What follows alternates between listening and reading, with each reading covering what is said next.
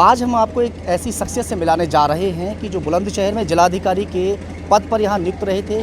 2.5 से 3 साल यहाँ पर गुजारे थे और जनता के लिए बहुत सारे यहाँ पर कार्य करके गए थे। उत्तर प्रदेश सरकार में यहाँ मुख्य सचिव भी रहे थे। सर, क्या नाम है आपका? मेरा नाम डॉक्टर बीपी नीलरत्न है।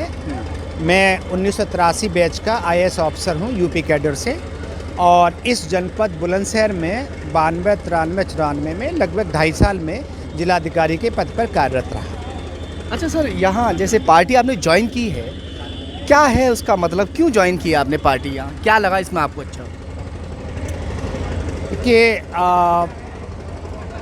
रिटायरमेंट होने के बाद में मैंने सोचा कि मेरे पास समय था तो सामाजिक सेवा की जाए, और मैंने देखा कि भाई तनसेकर जी एक नौजवान हैं और उन्होंने जो बहुजन समाज है, ख़ास करके SC ST OBC माइनॉरिटीज़, उनके लिए बहुत संघर्ष किया है।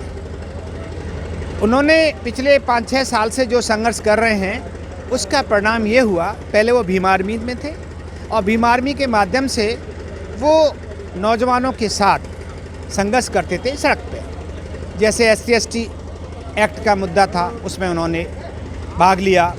उसके बाद बहुत सारे इशूज़ हुए, जैसे NRC का मुद्दा था, सिटीजनशिप का मुद्दा था, और जब भी कोई एक सोशल इशू आता है तो उसमें वो हमेशा भाग लेते हैं। इन्हीं अच्छाइयों को देखते हुए मैंने सोचा कि ये नौजवान ऐसा है जो हमारे समाज को, हमारा जो बहुजन समाज है, हमारा जो माइनॉरिटीज़ हैं, उनको एक नई दिशा दे सकता है, उनके लिए कार्य कर सकता है। तो जब उन्होंने आज़ाद समाज पार्टी काशीराम की स्थापना की तो उसके बाद मैंने उनके साथ पार्टी में उनके साथ शामिल हो गया। अच्छा सर, जब आप DM पद पर तैनात थे, क्या उस वक्त आपने सोचा था कभी कि मुझे किसी पार्टी को ज्वाइन करना है, राजनीति में आना है? देखिए, जिलाधिकारी के रूप में रहते हुए भी मैंने बहुत सोशल काम किए।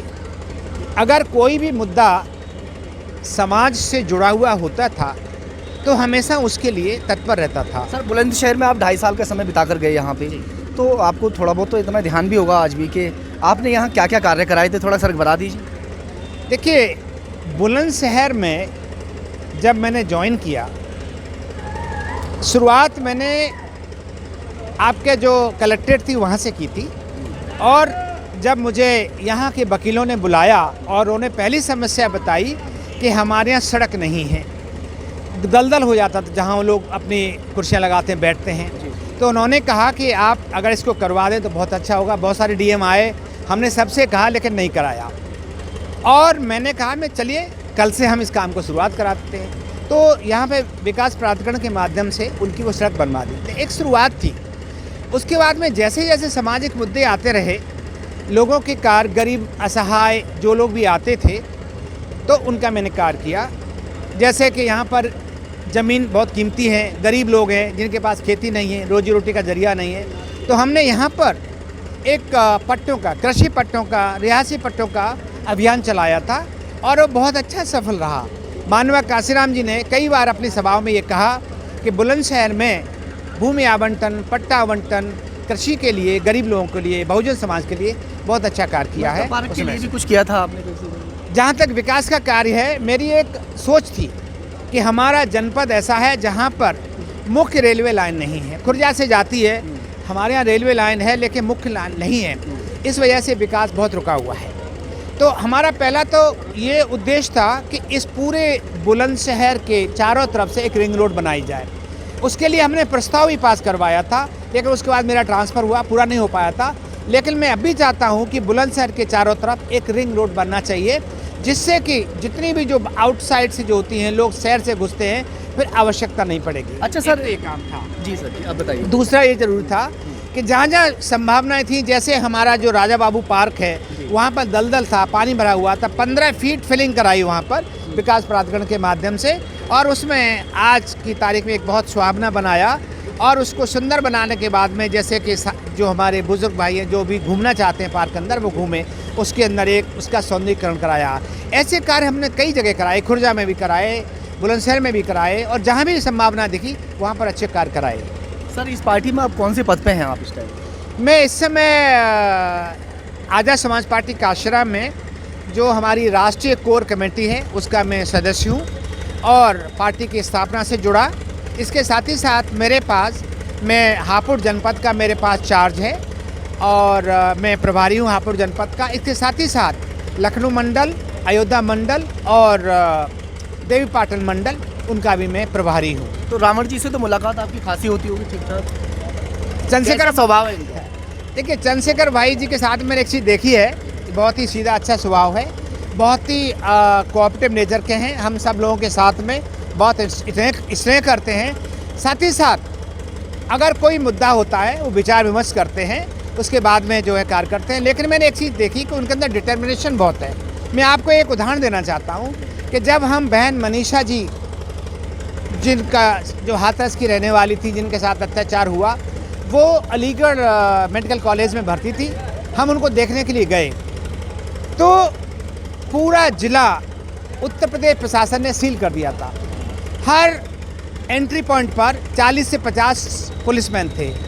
तो भाई चंद्रशेखर, हम तो निकल गए, लेकिन भाई चंद्रशेखर जी को लगा कि जाने नहीं देंगे, तो पहले वो पैदल चले 4-5 किलोमीटर, उसके बाद में बस में बैठे बुलंदशहर पहुँचे और बुलंदशहर से मोटरसाइकिल से वो मेडिकल कॉलेज में दाखिल हुए। कहने का मतलब है कि जब उनके अंदर समाज में अगर कोई समझते हैं कि गलती हो रही है, किसके साथ अत्याचार हो रहा है, उसकी सहायता करने के लिए वो कुछ भी कर सकते हैं। डिटर्मिनेशन बहुत मजबूत है उनके अंदर और वो मैंने एक एग्जाम्पल के तौर पे देखा। इवन आप जानते हैं कि जब वो हाथरस गए थे उस परिवार से मिलने के लिए तो 18 किलोमीटर पैदल चले थे। अच्छा तो सर, उनके अंदर थोड़ा सा मुझे ये और बताइए, जी, हमें जी, जी। जनता भी आपको सुन रही है कि आपको पार्टी अच्छी लगी या जो राष्ट्रीय अध्यक्ष हैं चंद्रशेखर आज़ाद जी वो अच्छे लगे? पार्टी ज्वाइन क्यों किया आपने? देखिए, बेसिकली जो पार्टी बनी है वो पार्टी डॉक्टर भीमराव अंबेडकर, जिन्होंने संविधान का निर्माण किया, और हमारे माननीय काशीराम जी, जिन्होंने बहुजन समाज को राजनीतिक क्षेत्र में एक दिशा दी, उनके विचारों पर यह पार्टी बनी है। और यही नहीं, जो हमारे जितने बहुजन समाज के महापुरुष हुए हैं, जिन्होंने समाज को आगे ले जाने के लिए बहुत अच्छे कार्य किए हैं, उन सब के सिद्धांतों लेकर के ये पार्टी बनी है।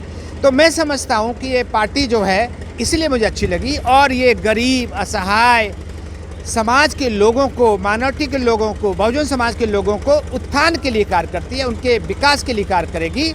इसलिए मुझे इस पार्टी को अच्छा लगा और इसीलिए मैंने इस पार्टी को ज्वाइन किया है। सर, बुलंदशहर वासियों के लिए भी कह दीजिए कुछ, क्या कहना चाहेंगे? पुरानी यादें भी ताज़ा आपकी हो गई होंगी यहाँ तो आने के बाद। सबसे पहले मैं, क्योंकि जब मैं जिलाधिकारी था, आप सब बुलंदशहर वासी मुझे जानते हैं, पहचानते हैं, और इस बुलंदशहर को वो एक मुझे अपना भाई, अपना साथी मानते हैं। तो मैं उनके लिए, विकास के लिए, अगर हमारी पार्टी के जो कैंडिडेट हाजी यामीन जी हैं, जिनका चुनाव चिन्ह ऑटो रिक्शा है, 3 तारीख को वोट है, तो मैं पहले तो अपील करना चाहूँगा अपने सारे ज़िले वासियों से, खास करके जो इस सदर विधानसभा के रहने वाले हैं, उन सबसे जो वोटर हैं, कि सब लोग वोट करें। एक तो यह कि सब लोग वोट करें और हाजी यामीन जी के चुनाव चिन्ह ऑटो रिक्शा पर बटन दबाएं, जिससे कि वो भारी मतों से विजयी हों। मैं इतना आश्वासन देता हूं अपनी पार्टी की तरफ से, हाजी यामीन जी की तरफ से और भाई चंद्रशेखर जी की तरफ से, कि आपके इस ज़िले के विकास के लिए हम पूरा योगदान देंगे। जैसे हमने विकास जिलाधिकारी के रूप में किया है, उससे और अधिक हिम्मत के साथ आप सबसे मिलकर के आपके अनुसार, आपकी इच्छा के अनुसार इस ज़िले का विकास करेंगे। मैं इतना आपको वचन देता हूँ, मैं वादा करता हूँ।